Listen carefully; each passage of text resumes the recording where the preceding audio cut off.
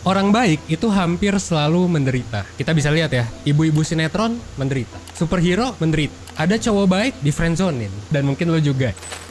Nah, masalahnya adalah kalau misalnya di dunia film, kan biasanya kebaikan itu tuh berakhir dengan happy ending ya. Mau nanti di tengah-tengah ada kejahatan, ada apa, biasanya berakhir baik. Tapi kalau di dunia nyata, apakah itu juga sama dengan realita gitu, bahwa kebaikan selalu berakhir baik? Ya enggak, malah seringkali orang jahat yang menang, ya enggak sih? Tapi yang jadi pertanyaannya adalah, apakah kita harus stop jadi orang baik? Dan sebetulnya memang apa sih solusinya? Dan bener gak sih bahwa orang baik itu selalu menderita? Nah, lo tonton video ini sampai habis biar lo bisa dapet keseluruhan insight-nya.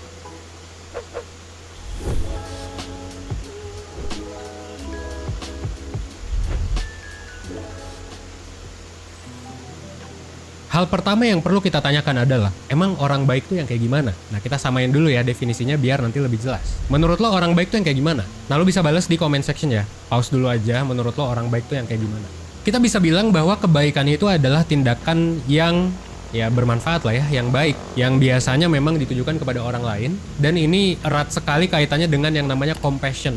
Compassion tuh apa? Compassion adalah ketika lu merasakan nih penderitaan orang lain gitu ya. Ini orang menderita nih di depan lu. Terus kayak pas lu ngeliat mereka, lu tuh pengen nolong gitu. Dan lu beneran nolong juga. Dan lu menolong tuh untuk meringankan beban mereka. Nah, kalau ngomongin soal orang baik, sebetulnya orang baik itu punya satu ciri khas yang sama. Kalau ngomongin soal psikologi juga ya. Jadi ada satu ciri yang menarik, yang mirip di semua orang baik. Mereka, orang-orang baik itu biasanya punya karakter agreeableness yang tinggi. Nah, agreeableness itu adalah salah satu dari 5 aspek kepribadian ya dalam tes yang namanya Big Five atau sering juga disebut sebagai tes Ocean. Nah, kalau misalnya lu konseling atau mentoring di 1%, biasanya lu dapet nih tes ini. Biar nanti si psikolog atau mentornya tuh tahu, oh kepribadian lo kayak gini. Nah, orang baik itu sebetulnya hampir cenderung selalu punya agreeableness yang tinggi. Nah, terus agreeableness itu ciri-cirinya seperti apa? Nah, gue bakal sebut satu-satu ya. Pertama, orang yang agreeableness-nya tinggi itu punya trust yang tinggi kepada orang lain. Biasanya gampang percaya. Mereka cenderung percaya bahwa semua orang tuh baik, semua orang gak jahat gitu, positif lah. Nah, yang kedua ada juga jujur dan tidak manipulatif. Jadi mereka yang baik, agreeableness cukup tinggi itu memang seringkali jujur gitu ya. Jadinya ini bikin mereka disukai oleh banyak orang. Mereka juga menganggap bahwa hubungan pertemanan gitu ya, atau hubungan keluarga, atau ya intinya hubungan sama orang lain tuh lumayan penting gitu. Jadi lebih penting hubungan daripada lu sukses gitu. Mendingan lu berhubungan dengan baik daripada lu kaya misalnya. Nah, terus yang ketiga juga orang baik itu biasanya suka melakukan hal baik ya, udah jelas lah ya. Nah, ini kalau dalam istilah psikologi namanya altruis. Mereka tuh suka menolong dan berbagi kepada orang lain. Jadi suka melakukan perilaku-perilaku altruistik. Nah, yang keempat adalah orang baik itu patuh. Mereka itu biasanya suka menghindari konflik dan mereka juga nggak suka bikin masalah, nggak suka berkompetisi, nggak suka ngejatuhin orang, lebih sukanya ya berkolaborasi, bekerja sama. Terus ada juga yang kelima, orang baik itu cenderung memang rendah hati. Mereka ya tidak peduli mungkin dengan flexing, ya udah gitu kan, flexing prestasi nggak perlu, flexing jabatan nggak perlu, flexing kekayaan ngapain gitu. Dan mereka juga menganggap kalau banyak orang lain itu yang memang lebih hebat dari mereka. Nah, yang terakhir adalah biasanya orang baik itu perhatian gitu. Jadi care sama orang, sering banget mudah kasihan sama orang, dan ya mereka nggak suka lah ngelihat orang lain tuh tertindas atau berada di posisi yang lemah. Kalau lo perhatiin, kayaknya dunia bakal indah banget ya kalau misalnya semua orang tuh punya agreeableness yang tinggi atau semua orang tuh baik. Tapi sayangnya memang dunia tidak seideal yang kita pikirin. Kebaikan itu tidak selalu berbalas kebaikan. Dan walaupun kita berbuat baik, belum tentu orang lain juga akan melakukan hal yang sama kepada kita. Ya sedihnya begitulah ya. Mungkin lo juga sering denger cerita atau nonton film di mana ya orang baik dikhianati sama orang lain. Bahkan akhir-akhir ini juga sangat banyak kasus perselingkuhan, KDRT, dari yang kayak ini kok istrinya cantik dan baik tapi kok selingkuh gitu. Dan di section selanjutnya kita bakal ngebahas sebenarnya apakah jadi orang baik itu worth it atau enggak. Gua kasih spoiler ya, jawabannya bisa jadi enggak.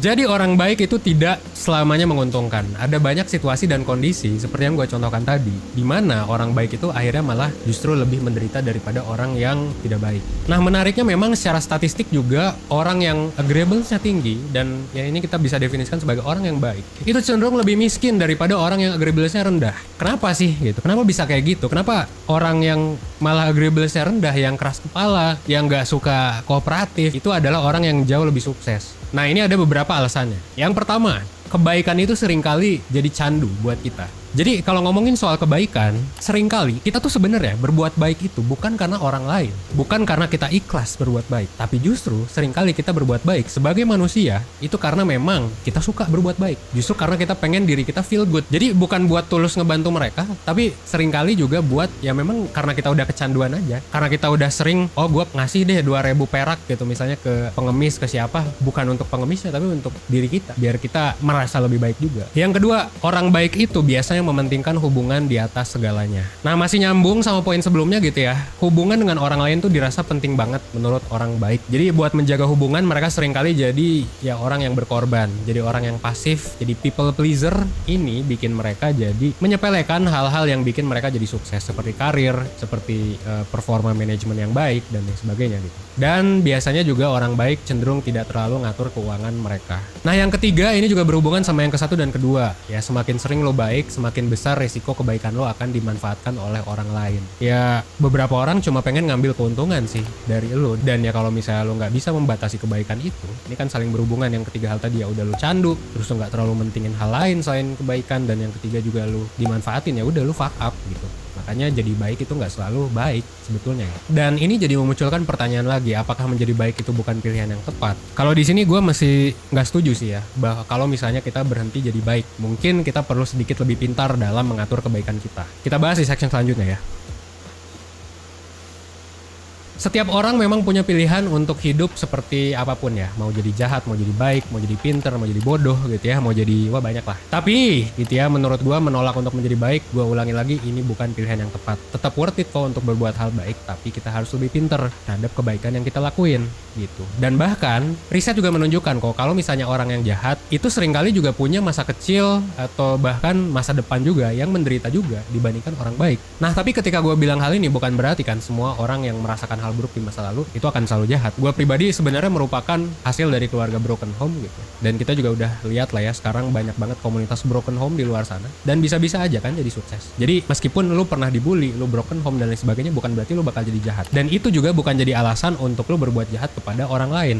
Malah justru ini adalah jadi tantangan buat lu untuk tetap berbuat baik. Tapi of course, sekali lagi gue ulang, jadi baik itu bukan berarti kita nggak smart, kita harus pinter. Bahkan kalau misalnya ngomong-ngomong soal misalnya lu ngerasa lu pernah menderita gitu ya di masa lalu, kebaikan itu malah justru bisa jadi katalis. Katalis itu artinya bisa jadi alat perubah diri lu menjadi sangat baik. Jadi menariknya adalah ada sebuah riset yang menemukan bahwa kalau lu dibully, kalau lu pernah punya pengalaman yang buruk di masa lalu, dan kalau misalnya lu berubah jadi lebih baik, itu tuh growth-nya bakal lebih mantap daripada orang yang gak pernah merasakan stres sama sekali. Jadi ini adalah saatnya buat lu untuk menjadikan penderitaan lu di masa lalu atau di masa kini itu untuk jadi kekuatan. Nah, inilah yang namanya post traumatic growth. Selain itu, kebaikan juga punya banyak benefit ya. Ini gue sebutin aja, kebaikan tuh bisa jadi sumber kebahagiaan ya, of course. Baik itu menyenangkan, dan ini juga bisa meningkatkan rasa pede lu. Yang kedua, yang ketiga juga berbuat baik juga bisa membuat branding lu jadi baik juga sama orang lain. Jadi orang lain juga akan cenderung berbuat baik juga kepada lu. Dan yang keempat, bahkan berbuat baik juga bisa mengurangi resiko kematian lebih awal gitu. Tapi lagi-lagi ini gue ulangi sekali lagi, berbuat baik harus smart.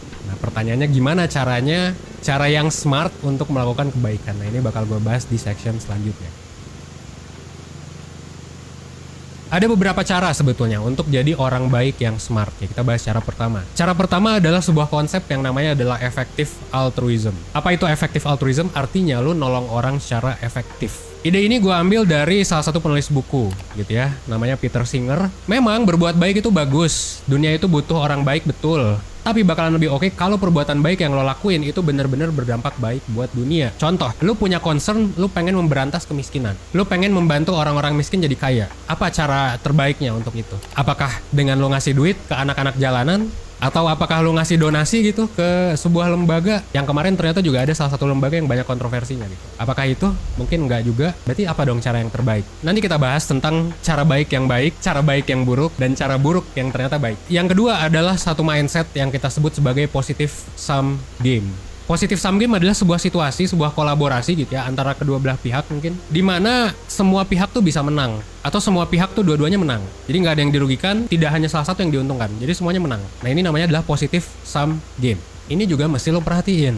Kalau misalnya lu jadi orang baik, terus tiba-tiba orang yang lu baikin itu nipu lu, apa yang mesti lo lakuin? Lu cabut. Itu yang mesti lo lakuin. Kenapa? Karena itu tidak positive sum game. Karena lu jadi rugi ketika berbuat baik ke dia. Yang ketiga, dan ini sebenarnya yang paling gua nggak preferensikan, tapi ya ini buat lo yang egois ya udahlah ya. Namanya adalah egoistic altruism. Ada juga kok ya orang yang berbuat baik karena pengen di branding baik, karena pengen dianggap baik sama orang. Tapi menurut gue ini nggak apa-apa sih, meskipun ini yang paling tidak gue sarankan. Dan berbuat baik itu tetaplah berbuat baik meskipun niatnya buruk. Ya kelemahannya adalah lu tidak adil sejak dalam pikiran sih. Ya, ibaratnya kayak lu jadi ustadz, tapi lu jadi ustadz biar lu dipuji orang gitu. Tapi yang terakhir adalah gimana cara kita bisa tahu hal yang kita lakukan itu sudah baik atau belum. Karena yang tadi gue bilang, hal baik tidak selalu baik dan hal buruk tidak selalu buruk. Gua ulangi lagi ya, sesuatu yang kita anggap baik itu tidak selalu baik. Gua ambil contoh yang tadi gitu, kemiskinan. Menurut lo, dengan lo ngasih uang ke anak jalanan, yang ngamen, yang minta-minta, itu akan nge-solve kemiskinan mereka nggak? Jawabannya adalah enggak. Misal contoh kasus lain, kayak misalnya lu sebagai orang tua gitu ya, lu ngemanjain anak lu ngebeliin anak lu apapun yang dia mau gitu saat itu juga. Ini baik nggak? Ya mungkin kelihatannya baik gitu. Dan mungkin orang tua yang seperti ini itu punya pengalaman gitu ya. Ketika dia masih kecil pengen minta sesuatu nggak dapet. Dan akhirnya ya biasanya orang yang udah kaya gitu ya, itu ngasih ke anaknya tuh dimanjain semuanya. Apakah ini hal yang baik? Nggak juga. Justru anak yang tidak dilatih untuk menunggu atas keinginannya, itu malah jadi cenderung lebih manja, lebih punya mindset instan, lebih nggak mau kerja keras. Dan akhirnya ya disinilah ya masalah orang kaya. Pengen mewariskan kekayaannya ke bawah-bawah lagi, pengen mewariskan bisnis dan lain sebagainya, tapi anaknya nggak bisa kerja keras karena dimanja gitu. Jadi hal baik tidak selalu baik. Terus yang kayak gimana nih contoh hal buruk yang bisa jadi baik? Ya contoh simpel aja yang baru-baru ini dilakukan, yaitu pencabutan subsidi BBM. Pencabutan subsidi BBM tuh baik atau buruk sih? Ya bisa diperdebatkan. Of course, subsidi kalau tepat sasaran ya baik. Tapi kalau misalnya subsidi ini nggak dipikirin sama pemerintah dan dilakukan terus-menerus, meskipun kondisi negara lagi fuck up, apa yang terjadi? Ya negara bangkrut, kayak Sri Lanka nanti. Makanya gue bisa dibilang, ya gue memang ada ketidaksetujuan dan persetujuan juga, tapi mungkin di kondisi seperti sekarang ya bisa jadi mencabut subsidi BBM adalah hal yang tepat meskipun itu sakit cuy. Contoh lain juga kayak misal lu pengen nolak sesuatu tapi nggak lu tolak, lu pengen nolak gebetan gitu tapi nggak lu tolak. Ketika lu nolak sesuatu atau nolak gebetan mungkin kesannya buruk gitu, kesannya lu jahat, lu nolak orang mentah-mentah, sorry ya gue nggak suka sama lu gitu. Justru buat orang itu malah bisa jadi baik daripada dia di friendzonin, daripada dia digantungin, ya kan? Mendingan lu tolak mentah-mentah aja. Kadang-kadang komunikasi yang jujur banget seperti itu dilihat sebagai hal yang buruk padahal bisa jadi baik. Ya orang yang ngegebet kita tapi kita nggak suka bisa cepet move on, dan ya kita juga bisa cepet keluar dari permasalahan sama orang tersebut dengan kita ngomong jujur atau kita nolak. Nah coba kira-kira menurut lo ada contoh lain nggak hal yang baik tapi ternyata buruk, atau hal yang buruk tapi ternyata baik? Nah ini bisa kita bahas di kolom komentar ya. At the end of the day, well, sebenarnya baik atau buruk itu ya relatif. Hal yang baik buat gue belum tentu baik buat lo, dan juga sebaliknya. Dan kalau lo senang melakukan kebaikan, ya silakan lakukan itu terus-menerus sih. Kenapa? Karena ini akan menguntungkan lo. Yang penting tadi prinsipalnya yang gue memang masih anut sampai sekarang adalah positive sum game. Ya gue ketika ketemu orang baru ya gue bakal baik. Kalau misalnya mereka toxic, ya udah, gue mungkin akan stop kebaikan itu. Nah itu adalah cara baik yang mungkin menurut gue adalah cara yang smart. Dan juga melakukan kebaikan bukan berdasarkan ini kelihatannya baik, tapi beneran memang efektif. Meskipun memang ini kelihatan seperti hal buruk. Ya memang kalau lo bisa baik buat orang lain di hidup yang sementara ini, ya jadilah orang baik. Terakhir satu lagi, buat lo yang memang udah nonton video ini sampai habis, akhir kata semoga video ini bermanfaat. Well, thanks.